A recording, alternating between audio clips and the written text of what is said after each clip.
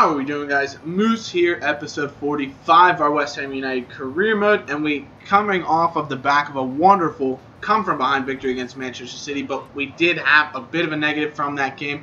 Connor Wickham will be down for 3 weeks with an ankle injury, so that's disappointing. He'll be out of the squad. But Ender Valencia has been cleared to rejoin the team, so luckily for us, we lose a striker, but we bring a striker back in. Valencia won't be fully fit to play against FC Twente, but he will be back in the squad moving forward, and it's good to see him train with the first team. Also, we'll have to work him back in the lineup. So because of those injuries, we're really thin at striker right now. We've really had to mix things up. Obviously, we're completely through in the group, and we will be top of the group, so that's fantastic for us, which allowed us to run out a bit more of an experimental lineup here away from home, just to see what we can get out of certain players. Also, FC Twente with Luke Castagnos, the real danger, young striker up top, will be the one man we'll have to watch out for. But otherwise, we can really mix things up and see what we can pull off, what we have in some of the players that we have in our squad. With that, we see Saka starting up top, Rodriguez, Morrison, and Thiago behind him, Noble and Rabiot in the holding midfield, O'Brien, Tompkins, Collins, and then Danny Potts, who did complain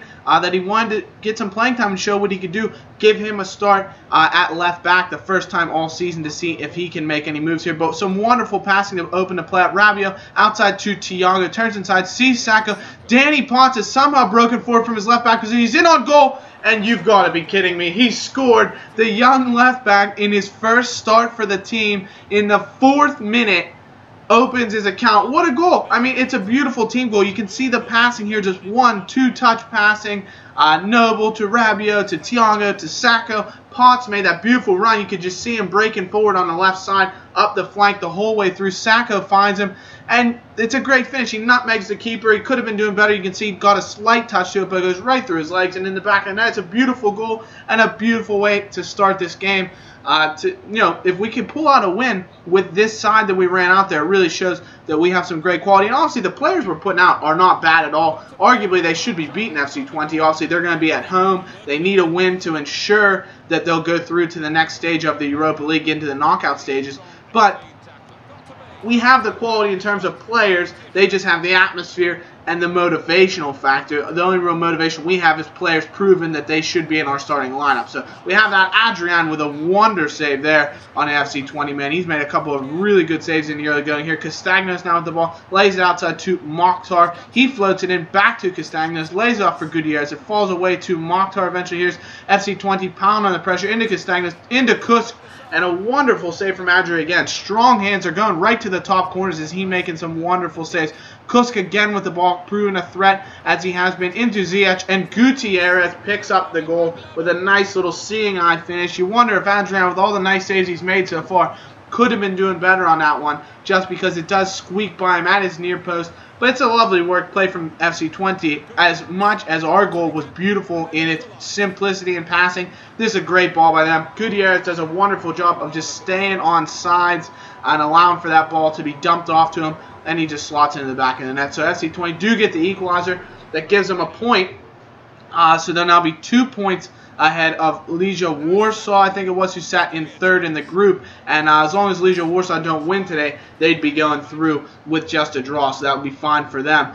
Noble then with a corner here in the 45th minute, plays it into Rabiot, and his header is well saved by the FC Twente goalkeeper here away from home. Kusk with a shot, again proving a plenty of danger here. Potts eventually forced to clear it away after Tompkins' clearance was a little bit lax, not the best here. Morrison showing the quality he has and why he could maybe be the answer as Downing gets older and older here in that cam position with a lovely ball through to Thiago. He tries to play in a low cross, but it's not able to reach the feet of Saka. Jarvis then has come on as a substitute for Thiago. Plays into Morrison. Another wonderful through ball to Saka right onto his feet, allows him to run onto it. It's a great save. Rodriguez comes on. His header floats off the bar. Unlucky. There was a great first save, and the header there was a lovely bit of play.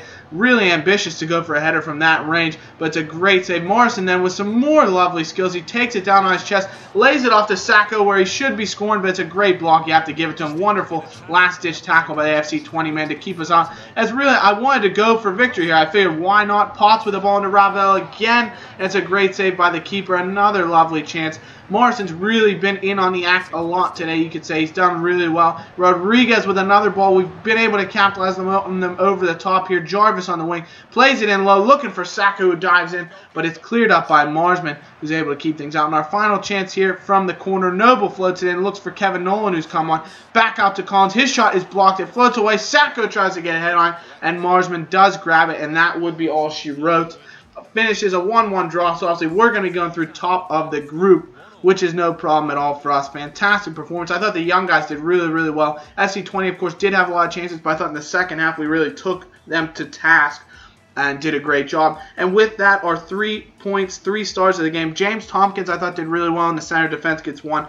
Danny Potts actually gets 2 points for picking up our only goal and 3 points for Raval Morrison, who, though Sacco got the assist on the goal, I thought Morrison was really our key player in this game today and looked fantastic. And you'll see for finishing top of the group, we get £1.997 million. So essentially £2 million into our budget as funds. And with that, I said I was really running low on funds. And with this funds acquisition, I've decided we have 2 players, Noble and Kevin Nolan, who could leave on free transfers in the January window. Obviously, Nolan I'm not so much worried about as he's become a bit of a bit part player, but Noble's a guy who features for us in almost every single game. And with that, I offered him a new deal for 3 additional years and a 10K per week increase, so hopefully he'll take that. We come into a massive game against 4th place Arsenal. We're currently in 3rd place. We have Arsenal this game, and next episode, the first game before we get into the transfer window, will be Manchester United, who are currently in 2nd. So obviously some huge games here to determine where we really sit as a team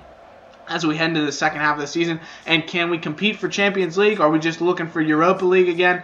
What will we really be able to do here? Obviously, a tough Arsenal lineup come up against Sanchez, Ozil, Welbeck, who's been an absolute terror in the Barclays Premier League since moving to Arsenal. He was one of the top goal scorers last year, and he's done really well for them this year. We come out in our diamond formation. I thought, strength of midfield would be really important in a game like this against some really quality players that Arsenal do have, and they did put us under the cosh in the early going here. Ozil with a great chance, but Chiante sitting in that holding midfield role makes a wonderful block. Alexis then on the ball plays it into Jack Wilshere, who's managed to stay healthy for this Arsenal team. Back to Sanchez, whose shot is well saved by Adrian, who's been in great form. You saw some number of saves that he made against FC Twente, and he's made a few here. Great stop on the Podolski free kick from serious range here.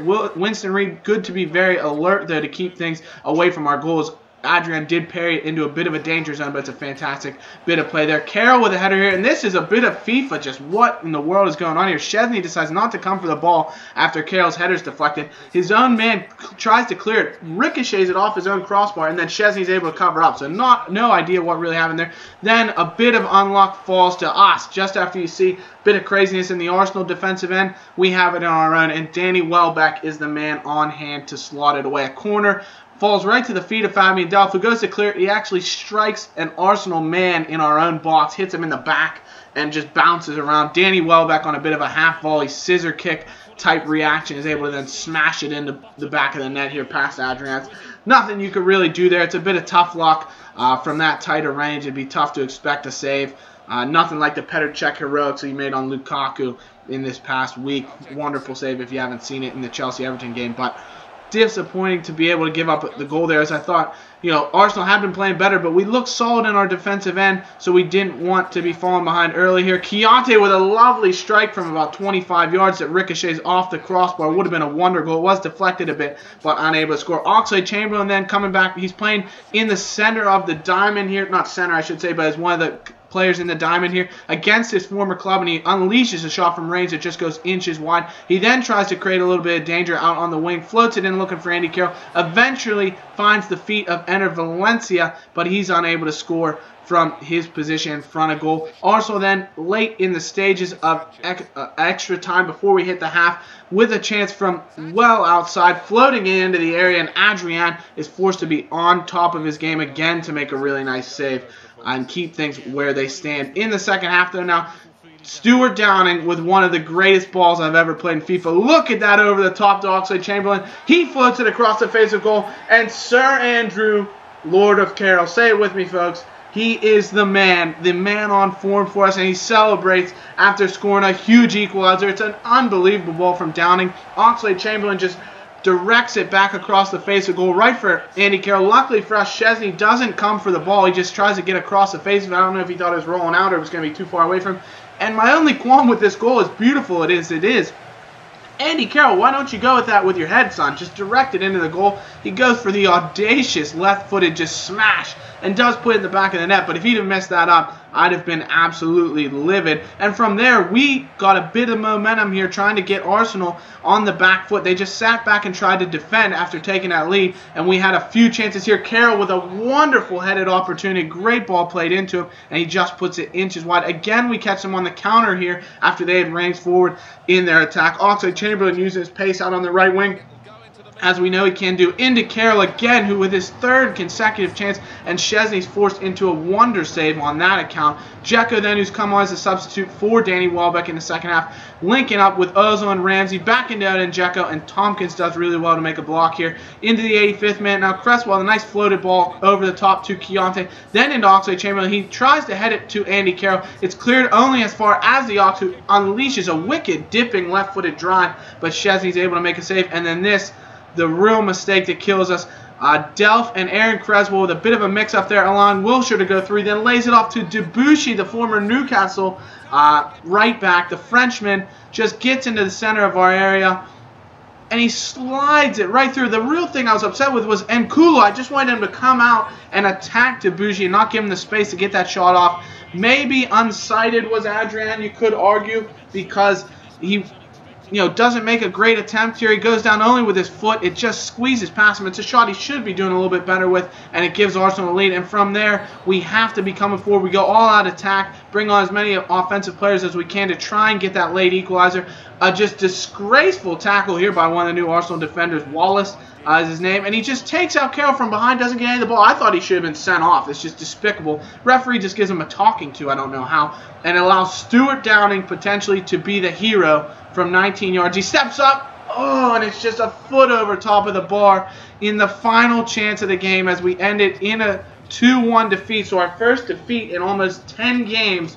In our third defeat in the league to fourth place Arsenal. So disappointing. Obviously, they did have a number of chances, and you could say it was a fair result. The 3 points for me, Oxlade-Chamberlain gets 3, Andy Carroll, the goal scorer, 2, and Carl Jenkinson, another former Arsenal man, gets 1. And with that, that'll be the end of the gameplay here, and we'll get into the Hammers headlines. And with the transfer window just 10 days away, will there be new faces in claret and blue? And with rumors of player exits swirling around Upton Park, mentioned in episode 43, if you haven't seen it, check it out. The transfer window looms just 10 days away, and potential faces to don the West Ham shirt have begun popping up in headlines all around Iron fan sites. Some of the rumored targets include Jordan Obita, left back from Reading, with the Hammers short of cover on the back line. He's seen as an ideal deputy for Cresswell and Jenkinson.